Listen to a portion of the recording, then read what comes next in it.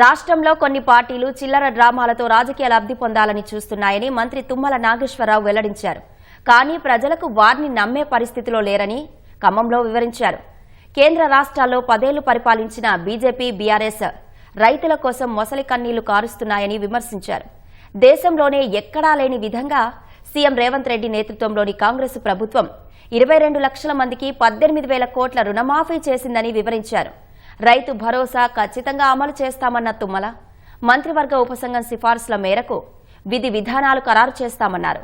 Khammam Devarapalli greenfield హైవేను పరిశీలించిన మంత్రి 4 లైన్ల హైవే మొత్తం 165 కిలోమీటర్లు 5 ప్యాకేజీల్లో చేపట్టినట్లు వెల్లడించారు. ఈ 3 నెలల్లో వ్యవసాయ అధికారులు కుటుంబ నిర్ధారణ కూడా చేయటం అయిపోయింది. నిన్న మొన్న మాకు రిపోర్ట్ వచ్చింది. ఆ 4 లక్షల మందికి సుమారు 2,700 కోట్లు అట్లా ఇవ్వాల్సి ఉంటుంది. 2 లక్షలు కంప్లీట్ అవుతాయి.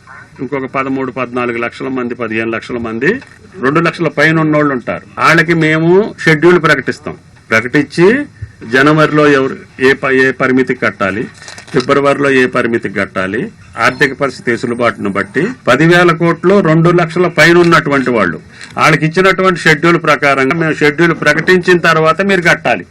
ముందు కట్టి కంగారు పడాల్సిన పని లేదు.